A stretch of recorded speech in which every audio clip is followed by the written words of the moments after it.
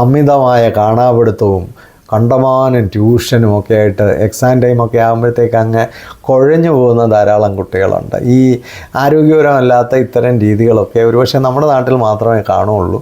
അത് അത്ര നല്ലതല്ല. ആ കാര്യങ്ങളൊക്കെ ഒന്ന് സൂചിപ്പിക്കാനാണ് ഈ വീഡിയോ. കുട്ടികൾക്ക് ഷെയർ ചെയ്ത് കൊടുക്കാൻ ഒരിക്കലും മറക്കാതിരിക്കുക.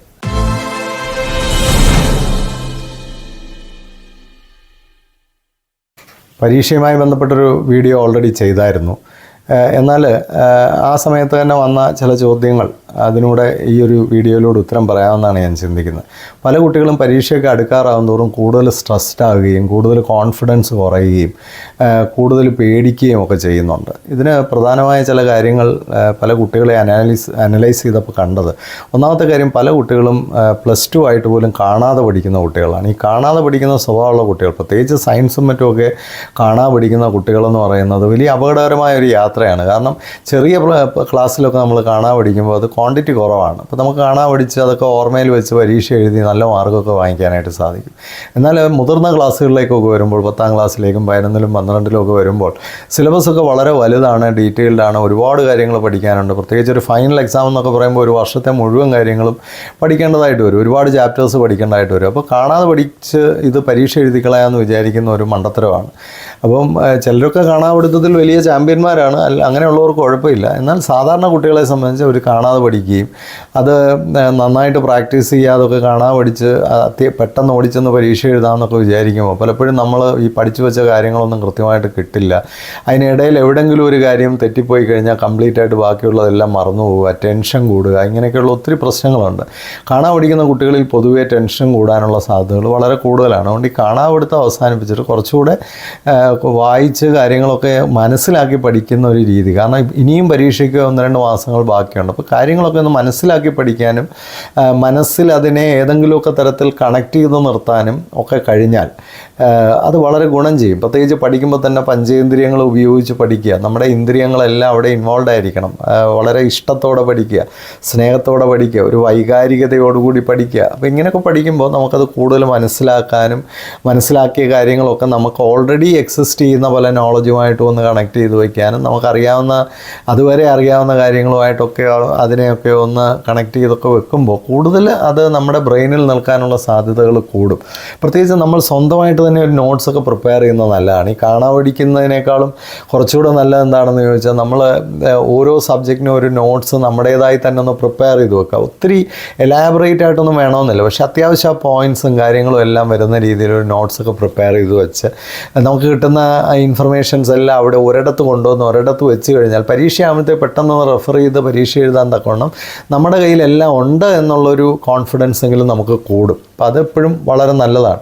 അതുപോലെ തന്നെ ഓരോ വിഷയവും പഠിക്കുന്നതിനൊരു രീതിയുണ്ട്. ഇപ്പോൾ കെമിസ്ട്രി പഠിക്കുന്നതെന്ന് പറയുന്ന ഇക്വേഷൻസൊക്കെ എഴുതിയൊക്കെ പഠിക്കേണ്ടി വരും. ബയോളജി പഠിക്കുമ്പോൾ നമ്മൾ ഡയഗ്രമൊക്കെ വരച്ച് കാര്യങ്ങളൊക്കെ അടയാളപ്പെടുത്തി പഠിക്കേണ്ടി വരും. കണക്ക് പഠിക്കുമ്പോൾ അത് നിരന്തരമായിട്ട് ചെയ്ത് കൂടുതൽ ക്വസ്റ്റ്യൻസ് എടുത്ത് ചെയ്ത് പഠിക്കേണ്ടി വരും.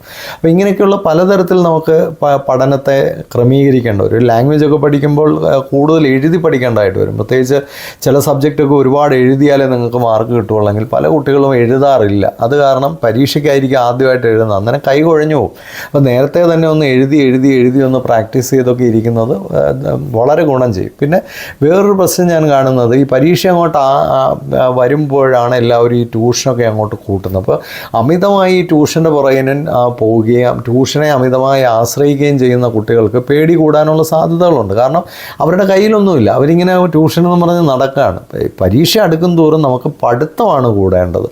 പഠിക്കുക എന്ന് പറഞ്ഞാൽ കാര്യങ്ങളെ ഗ്രഹിച്ച് കാര്യങ്ങളെ മനസ്സിലാക്കി നമ്മുടെ മൈൻഡിൽ സൂക്ഷിക്കുകയും വരുന്ന ചോദ്യങ്ങളെ കൃത്യമായി നമുക്ക് ഉത്തരമായി കൺവേർട്ട് ചെയ്യാനുമുള്ള കഴിവാണ് പരീക്ഷയിൽ നമുക്ക് ആവശ്യം.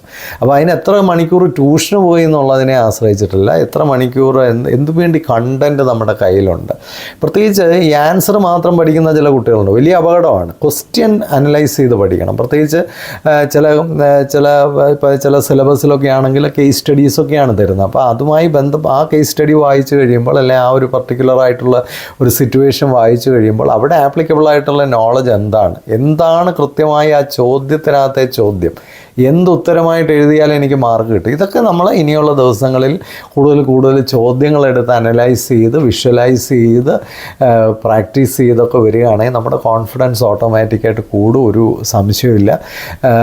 പൊതുവേ ആത്മവിശ്വാസം കുറവുള്ള കുട്ടികളുണ്ട്. അത്തരം കുട്ടികൾ കൂടുതൽ സമയം പഠിക്കും തോറും അല്ലെ കൂടുതൽ കാര്യങ്ങൾ മനസ്സിലാക്കും തോറും കൂടുതൽ ക്വസ്റ്റ്യൻസൊക്കെ കൈകാര്യം ചെയ്യും തോറും റിവിഷൻസൊക്കെ മുമ്പോട്ട് പോകുമ്പോൾ മോഡൽ എക്സാംസൊക്കെ എഴുതിയൊക്കെ വരുമ്പോൾ ഒരു കൂടുതൽ കോൺഫിഡൻ്റ് ആയിക്കോളും. പ്രശ്നമൊന്നുമില്ല. അവരെ കൂടുതൽ ടെൻഷൻ വരുത്താനും അവരെ കൂടുതൽ സ്ട്രെസ്ഫുൾ ആക്കാനും പേരൻസും ടീച്ചേഴ്സും ഒന്നും ശ്രമിക്കാതിരുന്നാൽ മതി. അതുപോലെ പ്രധാനപ്പെട്ടൊരു കാര്യമാണ് ഈ സമയത്ത് ആരോഗ്യം സംരക്ഷിക്കുക എന്നുള്ളത്. പ്രത്യേകിച്ച് ഈ വിൻ്റർ കാലഘട്ടം ഒരുപാട് പനിയും ഇൻഫ്ലുവൻസായും ഫ്ലൂവും ഒക്കെ വരുന്ന സമയമാണ്. അപ്പോൾ അതുകൊണ്ട് ആ സമയത്ത് അസുഖങ്ങളൊന്നും വരാതിരിക്കാൻ പ്രത്യേകം ശ്രദ്ധിക്കുക. അത് കഴിഞ്ഞാൽ ഉടനെ വേനലാണ് വരാൻ പോകുന്നത്. അപ്പോൾ ഈ സമയത്തൊക്കെ അസുഖങ്ങൾ വരാതിരിക്കാനായിട്ട് പ്രത്യേകം ശ്രദ്ധിക്കണം. നല്ല വെള്ളം ഒക്കെ കുടിക്കണം, ധാരാളം വെള്ളം കുടിക്കുകയും വേണം. പറ്റുമെങ്കിൽ മാസ്കൊക്കെ ധരിച്ച് വലിയ ആൾക്കൂട്ടമുള്ളിടത്തൊക്കെ പോവുക. ആവശ്യമില്ലാത്ത യാത്രകളൊക്കെ ഒഴിവാക്കി ആവശ്യമില്ലാത്ത കറക്കങ്ങളൊക്കെ മതിയാക്കുകയൊക്കെ ചെയ്യണം. കുറച്ച് കൂടുതലായിട്ട് നമ്മൾ പഠനത്തിൽ ഇൻവോൾവ് ചെയ്യാനായിട്ട് പ്രത്യേകം ശ്രദ്ധിക്കുന്നതൊക്കെ വളരെ നന്നായിരിക്കും. നമുക്ക് നമ്മുടേതായ ഒരു സ്വന്തം സ്റ്റഡി മെത്തേഡ് ഉണ്ടാക്കുന്നതാണ് എപ്പോഴും നല്ലത്. എല്ലാവരുടെയും സ്റ്റഡി മെത്തേഡ് നമുക്ക് ഗുണം ചെയ്യണമെന്നില്ല. ചില കുട്ടികൾക്ക് രാത്രിയിൽ കൂടുതൽ സമയം ഇരുന്ന് പഠിക്കാൻ താല്പര്യം ഉണ്ടായിരിക്കും. അവരങ്ങനെ പഠിക്കട്ടെ, കുഴപ്പമില്ല. പക്ഷെ അവർ ആവശ്യത്തിന് ഉറക്കം അവർക്ക് ഉണ്ടായിരിക്കണം. ഒരു 6 മണിക്കൂറെങ്കിലും ഉറങ്ങുന്നുണ്ടെന്ന് ഉറപ്പ് വരുത്തണം. അതുപോലെ തന്നെ ചിലർക്ക് വെളുപ്പിനെ എഴുന്നേറ്റിരുന്നിട്ടാണ് പഠിക്കാൻ താല്പര്യം, അവരങ്ങനെ പഠിച്ചോട്ടെ. എങ്ങനെ വേണമെങ്കിലും പഠിക്കാം. പക്ഷേ ഈ 2 നേരവും പഠിക്കാതിരിക്കുന്നതാണ് ഡേഞ്ചറസ് ആയിട്ടുള്ള കാര്യം. അതുകൊണ്ട് ഏതെങ്കിലും ഒരു നേരമെങ്കിലും നന്നായിട്ട് പഠിക്കാം. നമ്മുടേതായ ഒരു ശൈലി പഠനത്തിലൊക്കെ ഉപയോഗിക്കുക, അത് ഡെവലപ്പ് ചെയ്യുക. അപ്പോൾ പരീക്ഷ എടുക്കുമ്പോഴത്തേക്കും നിങ്ങൾ കൂടുതൽ കോൺഫിഡൻ്റ് ആകാനായിട്ട് ഉള്ള സാധ്യതകൾ കൂടും. ടഫായിട്ടുള്ള സബ്ജക്റ്റ് കൂടുതൽ സമയം പഠിക്കാൻ പ്രത്യേകം ശ്രദ്ധിക്കണം. നേരത്തെയുള്ള വീഡിയോയിലൊക്കെ ഞാനത് പറഞ്ഞിട്ടുണ്ട്. അതുപോലെ നമ്മളൊരു വിജയം വിഷ്വലൈസ് ചെയ്യണം. നമ്മൾ കോൺഫിഡൻ്റ് ആകുന്നു, നന്നായിട്ട് പരീക്ഷ എഴുതുന്നു ഒക്കെ വിഷ്വലൈസ് ചെയ്യണം. നല്ല ആവശ്യത്തിന് റെസ്റ്റ് വേണം, ആവശ്യത്തിന് എക്സസൈസ് വേണം, നല്ല ഡയറ്റ് വേണം. ഇതൊക്കെ ഈ കാലഘട്ടത്തിൽ ഈ സമയത്ത് നമുക്ക് വളരെ ആവശ്യമായിട്ടുള്ള കാര്യമാണ്. എക്സാം പൊതുവെ ഒരു മെൻ്റൽ ഗെയിമാണ്. നമ്മൾ മനസ്സുകൊണ്ട് അതിനെ നേരിടാൻ തയ്യാറായി കഴിഞ്ഞാൽ ആർക്കും നമ്മളെ സ്റ്റോപ്പ് ചെയ്യാനായിട്ട് സാധിക്കത്തില്ല. അപ്പോൾ അതിന് പിന്നെ എക്സാം ഞാൻ നേരത്തെയുള്ള വീഡിയോയിലൊക്കെ പറഞ്ഞ പോലെ എക്സാമിൻ്റെ സിലബസ് എന്താണെന്ന് കൃത്യമായി മനസ്സിലാക്കുക, എക്സാമിൻ്റെ പാറ്റേൺ എങ്ങനെയാണെന്ന് കൃത്യമായിട്ട് മനസ്സിലാക്കുക, ക്വസ്റ്റ്യൻസൊക്കെ എങ്ങനെയാണ് വരുന്നതെന്നൊക്കെ മനസ്സിലാക്കുക. അതുകൊണ്ട് അങ്ങനെയൊക്കെ വളരെ സ്ട്രാറ്റജിക്കായിട്ട് ഒരു തന്ത്രപരമായിട്ട് എക്സാമിനെ കൈകാര്യം ചെയ്യാനുള്ള ടൂൾസും മെത്തേഡ്സും ഒക്കെ ആയിട്ട് നമ്മളുടെ പഠനം മുമ്പോട്ട് വരണം. പിന്നെ ഒരു കാര്യം പ്രത്യേകമായിട്ട് ഞാൻ പറയാം, ടെക്സ്റ്റ് ബുക്ക് വായിച്ച് പഠിക്കുന്നത് വളരെ നന്നായിരിക്കും. പ്രത്യേകിച്ച് ഈ മൾട്ടിപ്പിൾ ചോയ്സ് ക്വസ്റ്റ്യൻസിനൊക്കെ ആൻസർ തെറ്റിപ്പോകുന്നതിൻ്റെ കാര്യം നമ്മൾ ടെക്സ്റ്റ് ബുക്ക് നന്നായിട്ട് വായിക്കാത്തതുകൊണ്ടാണ്. സമയം കിട്ടുമ്പോഴൊക്കെ ടെക്സ്റ്റ് ബുക്ക് കൂടുതലായിട്ട് വായിക്കുക. അതിനകത്ത് നമുക്കറിയാൻ വയ്യാത്ത വേർഡ്സൊക്കെ അണ്ടർലൈൻ ചെയ്യും. കണക്കൊക്കെ ആണെങ്കിൽ നമുക്ക് പലപ്പോഴും സമയം തികയാതെ വരുന്നുണ്ട്. പലരുടെയും കംപ്ലയിൻ്റ് ആണ് കണക്ക് ചെയ്യുമ്പോൾ സമയം തികയുന്നില്ല. ഒരു കാര്യമേ അതിന് ചെയ്യാനുള്ളൂ, കണക്ക് വീട്ടിലിരുന്ന് കൂടുതൽ പ്രാക്ടീസ് ചെയ്യുക. അപ്പോൾ ഒരു ഗുണം എന്താണെന്ന് വെച്ചാൽ സിമിലർ ആയിട്ടുള്ള ക്വസ്റ്റ്യൻസ് എന്തായാലും കണക്കിന് ഇത്ര മോഡൽസൊക്കെ ഉള്ളൂ. അപ്പോൾ ആ മോഡൽസൊക്കെ നന്നായിട്ട് വീട്ടിലിരുന്ന് പ്രാക്ടീസ് ചെയ്യുന്ന കുട്ടികളെ സംബന്ധിച്ച് നമുക്ക് അത്തരം ഒരു ക്വസ്റ്റ്യൻ വരുമ്പോൾ തന്നെ പെട്ടെന്ന് എങ്ങനെയാണ് അതിന് ആൻസറിലേക്ക് വരേണ്ടതെന്ന് നമുക്ക് പെട്ടെന്ന് മനസ്സിലാവും. അപ്പോൾ അതുകൊണ്ട് ധാരാളം പ്രാക്ടീസ് ചെയ്യുക. Practice മേക്കത്ത് A person confident and also perfect. അപ്പോൾ അതിനുവേണ്ടി നന്നായിട്ട് പ്രാക്ടീസ് ചെയ്യുക.